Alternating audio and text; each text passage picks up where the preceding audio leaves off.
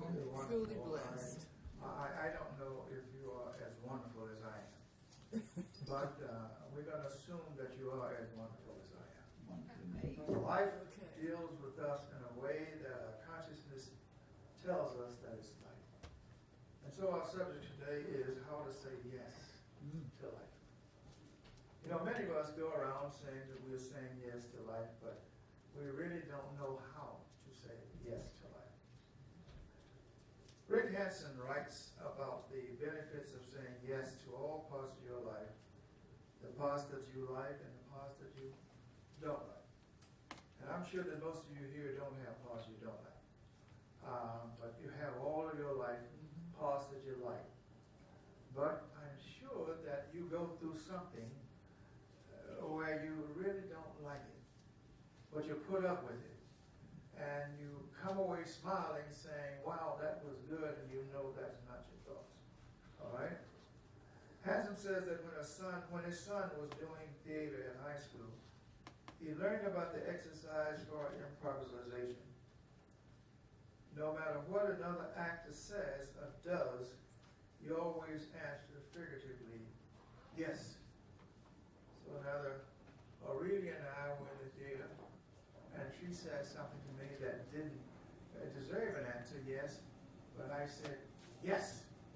And she goes on and says something else, and I said, yes. And people thought, boy, these guys really know their parts. And one of them knows the parts, and the other one does not know the parts. Unfortunately, I'm the one who don't know the parts.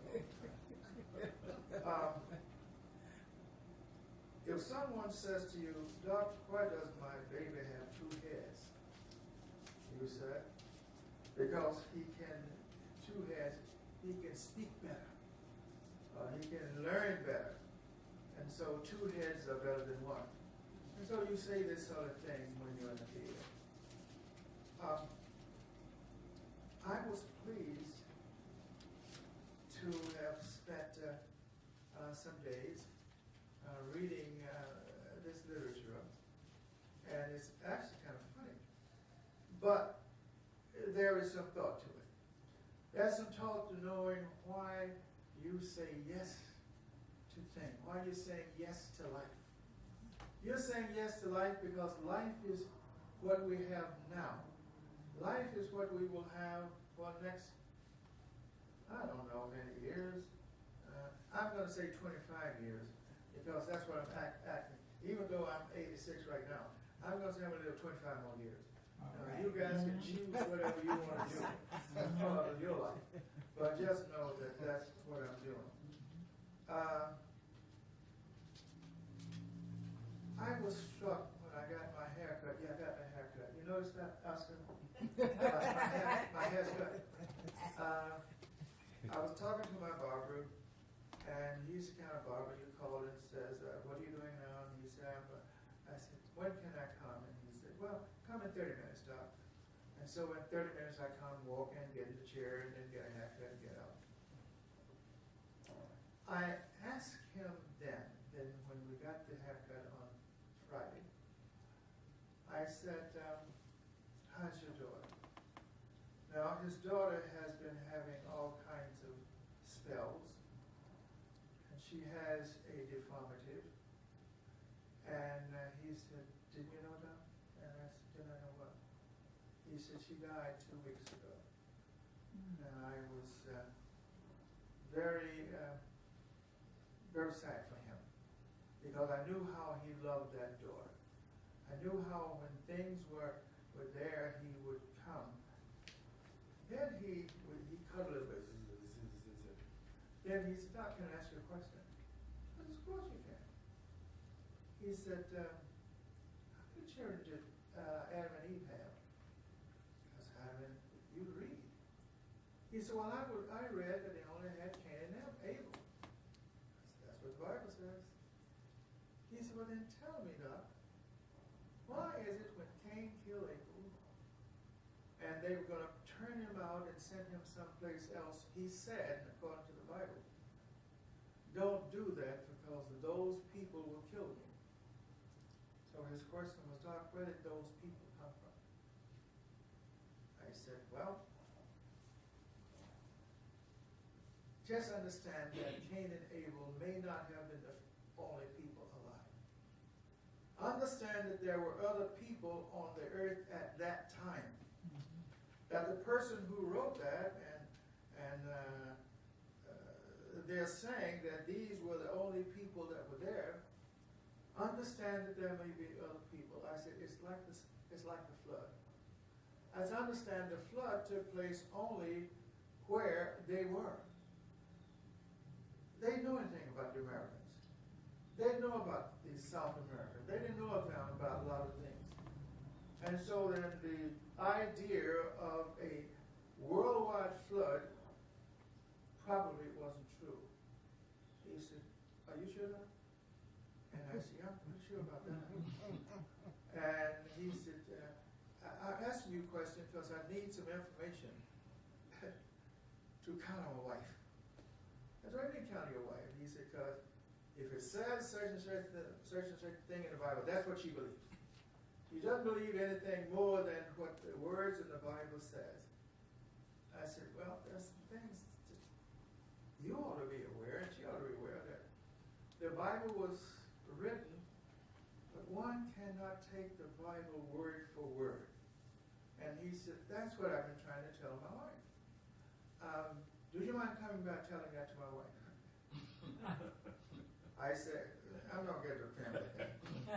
I'm going to leave the family things alone. I said, but if somehow you can get her to our service here, she can learn something. He said, I'm not sure she's going to come there. I said, because she is a Baptist through and through, and ain't going no place that doesn't say Baptist. And I said, well, in that case, she has an incurable disease. And that incurable disease is that she does not want to learn anything more than what that Baptist minister has said to her over the years. And I said, she has to learn that a lot of the things that these Baptist ministers have been saying just may not be true.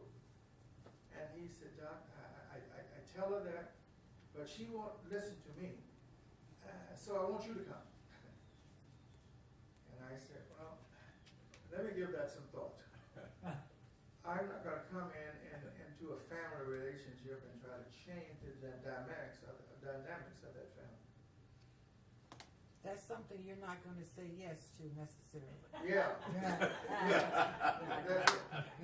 That's it. I already have my answer to that. But I'm not going to go in. But I did know that he really loved that child. The child had many ailments.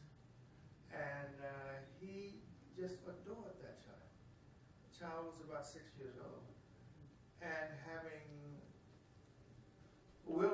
illnesses after illnesses. And he just adored. And I said, I wish I'd known I would have come to the funeral. And he said, well, I didn't know how to reach you. That's why I asked you able to reach me to get a haircut, and you can't reach me about that. And he said, tell you, Doc, I didn't know how you would take it. I said, well, let me tell you something right now. If a situation like that come up again in your life, just know I'm saying yes. I'm saying yes to life. I'm saying yes to you if you need it. And if somehow you can get your wife to attend our service sometime, maybe she will learn something that will help her in her life. And he said, Doc, I said, what? You don't know my wife. What he was saying was that she was one of those who had her idea about what the Bible is saying. And her idea is that if it says it in the Bible, it's what is true, it's law. There's no idea in his life or in her life that the Bible may not be completely accurate. And so I'll let you know how this story goes. But how about you guys? Are you saying yes to life? Are you saying yes to those things that are happening to you in your life? Are you saying yes to a condition or a situation or relationship, to your history or personality that happens inside your own mind. Are you saying yes to that? Are you just accepting it and saying this is what it is and it can be nothing more? Your yes means that you have accepted facts as they are, that they are not resisting them emotionally, even if you're trying with all your might to change them. Now this is interesting, because Hansen is saying many times our life is trying to tell us something different.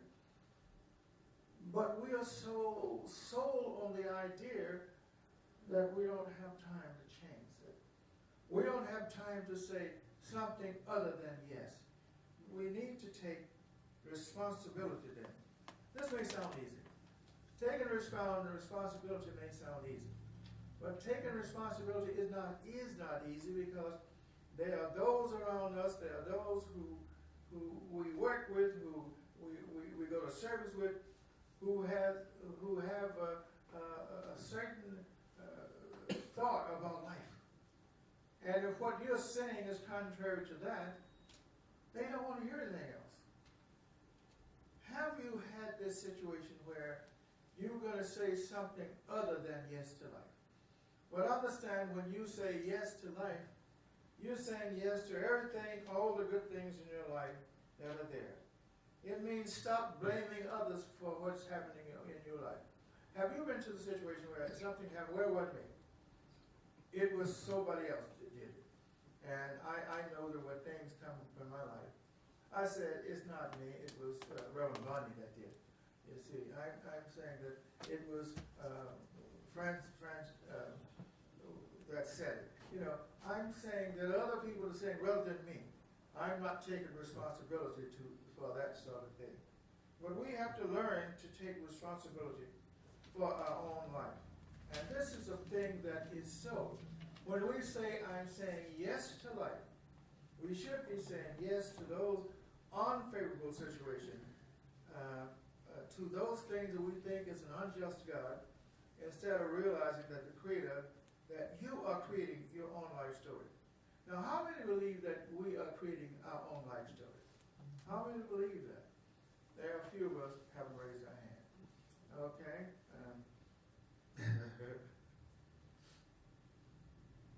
But you are determining your life. You are doing the things in your life that create your life story for you. Taking responsibility means a shift from being a victim to being conscious creator. And if we are a conscious creator, that means we get to the point of not allowing things to happen to us and not respond to them. We tend to be conditioned. Action A automatically triggers reaction B. Therefore, our days often resemble a movie in auto repeat. But is this what we want? Is this what we want to do? If this is what we want to do, is this what we're going to do when we say that we are saying yes to life? We are saying that we want to accept life, but when we accept life, we're going to accept life and make the necessary changes in our life. That means that we are the ones who are determining what is happening. Say yes to everything that is. Why should you? We simply say yes because it already is. If something is already happening in your life, it's yes. Because you need to understand that what's happening, you have created that. Or if you're going to the fact where you don't take part in the idea that I'm going to accept what's happening in my life and I'm going to change it. We get to the point where we decide that what is happening, even though somebody else may have done it, we will not accept that which is life. And yet we say that we accept life. This author says that you should say everything, yes to everything that is. And why is it that we should say everything that is? Well, because we accept it in our lives. We were the one that says this is going to happen. A plus B equals C. And when we have gone through our life saying A plus B equals C, then understand that we have taken part in fulfilling and making our lives. And that is not what we want to do. By resisting and not by accepting those things that are, then we're saying that I have not had a part in making my life. And we all have had a part in making our lives. And so it is. Eckhart Tolle summarized it this way. And let me get to this page right here. He says, always say yes to the present moment. What could be more futile than insane than to create inner resistance to what is already is? That's kind of profound. To say yes to something that already is kind of nonsensical. We should always remember, if it is, you'll need to be coming about changing that if you want to change your life. But if we're going to say yes to life that already is, understand that that's resisting something that is already is. And what could be more insane than to oppose life itself, which is now and always? Eckhart Tolle says, surrender to what is, saying yes to life, and see how your life suddenly starts working for you rather than against you. Realize that your judgment was based on wrong assumptions. Stop judging yourself and others and forgive. And so what we're saying is that the things we need to do is recognize that we are the author of our lives. We are the ones who made our lives. We are the ones that decided what our life would be. And to determine what that life is means that we are making some steps in our lives to determine what's there and to make those decisions and to be the decision maker. Say yes to something you like, then say something yes to something neutral. Both of these are probably easy. But to say yes to something that is not easy or something that is not neutral is very different. Because we are going against something that we have said yes to that is not for our highest interest. And when we take that stand, understand that our lives will be not as we would want them to be, but our lives will be full of difficulties, and we need to say yes to that. Yet, say yes to something you like. Then say yes to something that is neutral. Both of these are easy. But say yes to something you don't like. Can you do that? Can you say yes to something that you don't like? Are you stuck in this circle where you think you have to say yes to everything that comes in your life? Don't be caught by that. Because you cannot and will not, or you do not have to be able to say yes to everything that comes in your life. Because everything that comes in your life is not for your highest good. You have said yes to some things that were not for your highest good. And you have to be able to take those things away from you. And you have to even be able to for those things we dislike, be able to say yes to those. Try saying yes to more things that are not your preferences. You're not saying yes that you approve them, for example. It's raining at the picnic. Yes. It's raining at the picnic. You can agree to that. Yes. But if you want to say that I want to have sunshine and it's out there raining, you can't make that decision. Because the universe has already decided that the conditions are such that you're going to get some rain at this location. And you can say, well, I made yes on the condition that I'm going to have a picnic here, and I need it to be dry, and all of my friends are going to come out, and they're all going to enjoy themselves. Try saying yes to things that are not your preference. Have you ever done that? Things that you don't like. Things that are not to your best liking. Have you ever said yes to those? Have you ever done that? Yes. Yes, that was me. Well, I'm starting to do more of that now than I used to. If it was raining at my picnic, I would probably be a little bit upset. Rather than saying, okay, it's raining, let's get undercover and still have a good time.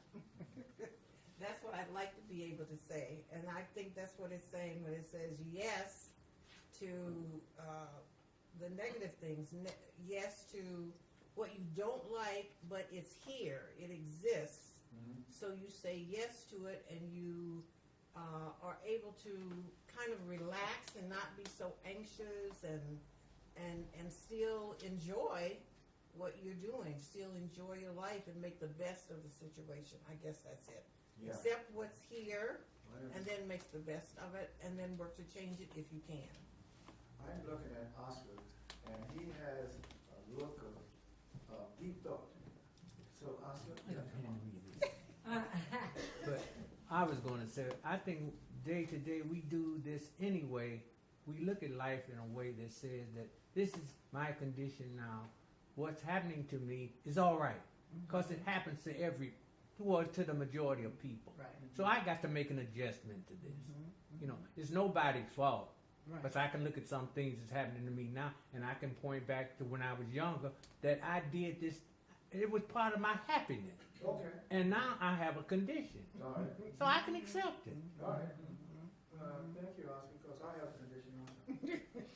That does not allow me to say yes to everything. Sometimes saying yes to everything will lead you down a path that you don't want to go. And I find that saying yes to everything is not what we want to do.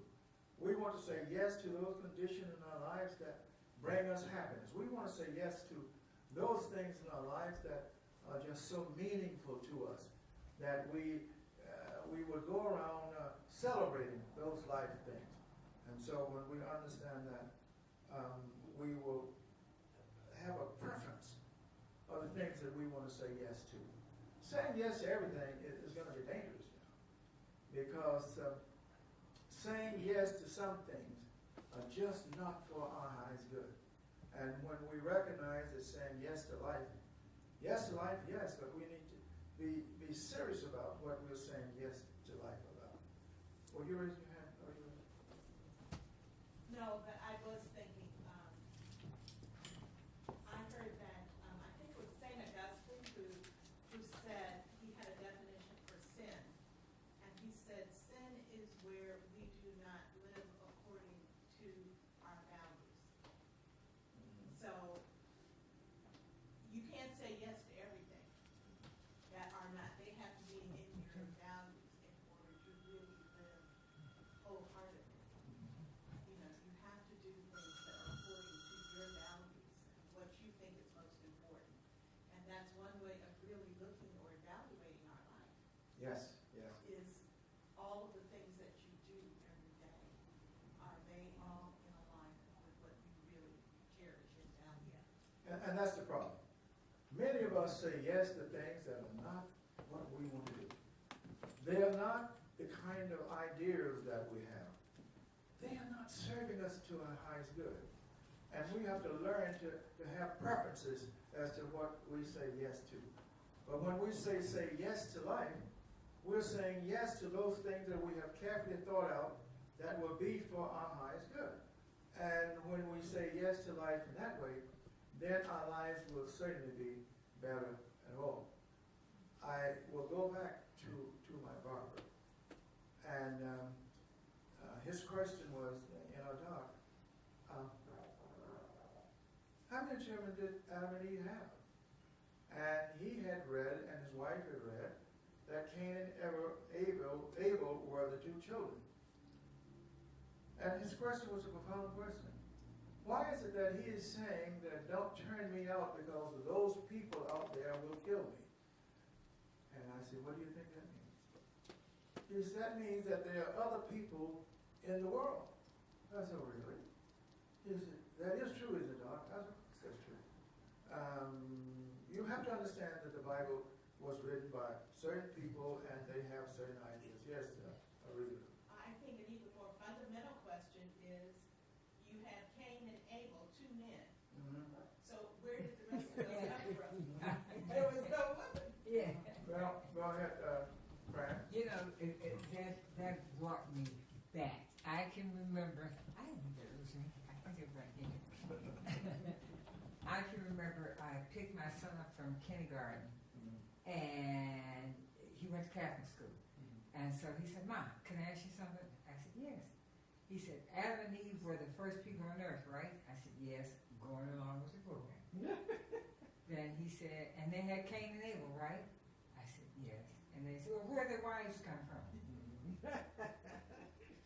And, you know, I honestly never thought about it like that until he asked me, and it just made me think. So I just shared with him that that was part of the Bible to help people understand how man got on earth, and that there were other parts of the world where people lived, and they weren't really the only ones on earth. You know, I said something to that effect, that he would understand. Yes. But as you're talking, what is also coming to me is metaphysically, it says, "Don't go out because those people will kill me." And people metaphysically can represent thoughts. So what it's also saying is, don't go out to those thoughts that will destroy you. But So if that's another insight on it. But if you take it literally, as it is written in the Bible, Yeah. that Cain said, "Don't send me out because those people will kill me." He expected to have some people out there to kill him, and that is the way that it should be interpreted, as far as I'm concerned. Now, I know what metaphysical means, but I know what is written in the Bible, and I know that Bishop Spong says that the first few chapters in the Bible are based on things that are not true, and that we need to understand that they'll all go out and people need to use common sense to know that these things are not as they were supposed to be. All right? So, our theme for this month is saying yes. Choose the things that you want to say yes to. Choose those things that will make you happy and will make all of those around you happy. Don't choose those few things that will make you happy and forget about the things that won't make you happy, but you're making decisions on them. Understand that you're challenged every day about things that you ought to do or ought not to do. And when we do that, then it all works out for our highest good. Just know that our theme this morning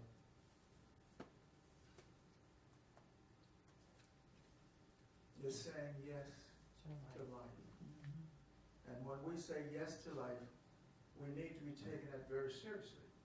Because saying yes to life means there are some things in our life that we don't want to say yes to. We don't want to say yes to the killings that these people did over the weekend in California. We don't want to say yes to that. But it happened, and we need to know how to deal with it. We need to know that these were people that had some kind of disregard for love. They don't know. See, love would not have allowed them to do that. But there was a disregard for love. And we know that there are things that happen in our lives that we allow to happen, not for our highest good, not for anyone else's highest good, but we make them. And we want other people to understand or to believe that we are making those negative things, yes, because they're to our highest good when they're not. Be open and receptive to make changes. Be open and receptive to know that God will lead, guide, and direct you to the highest answer that you need to have. Know that you are being led spiritually by God to do and to make those statements and to make those actions that you need to make. And when you do that, it all works out for you. Father, Mother God, we thank you so much for this short lesson, knowing that it's all for our highest good. But we need to take, when we say saying yes to life, we're not saying yes to everything that happened in our life. And God, help us to determine which ones that we ought to be saying yes to. And when you lead, guide, and direct us to the highest answer, we then are